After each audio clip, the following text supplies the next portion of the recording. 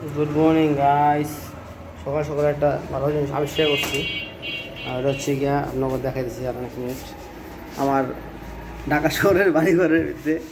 হ্যাঁ, এ দেখেন কি ব্যাঙের ছাতা।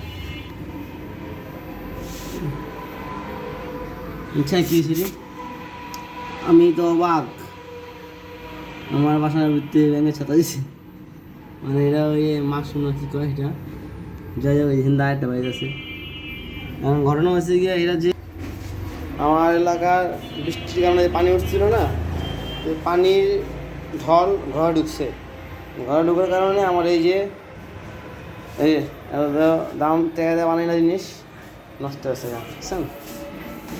এখন তো ভালো টাকা লাগছে, মানে আমার এগুলি ভালো পুক্ত করে বানাইছিলাম, নষ্ট হয়েছে গা।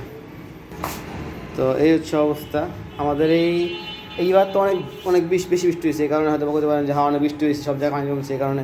বাট না, আমার এই এলাকা সবসময় পানি জমে, হালকা বৃষ্টি হইলে পানি জমে। হ্যাঁ, এই হচ্ছে কি আমাদের এলাকা।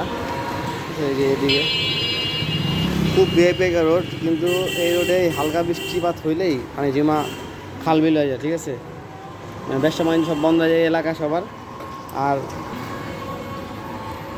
বিভিন্ন মানুষের বিভিন্ন ধরনের ক্ষতি হয়। অনেকে দোকান ছেড়ে চলে গেছে এখান থেকে, মূল্যবান করতো। পুরোনো ব্যবসায়ী আছে তারা রয়ে গেছে, তারাও অনেক ভোগান্তিতে আছে, বৃষ্টি হয়ে অনেক ভোগান্তিতে পড়ে।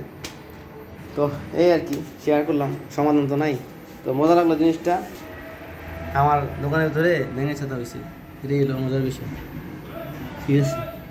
আমার আরও হয়তো আছে, এই সেদিক থেকে আরও হতে পারে।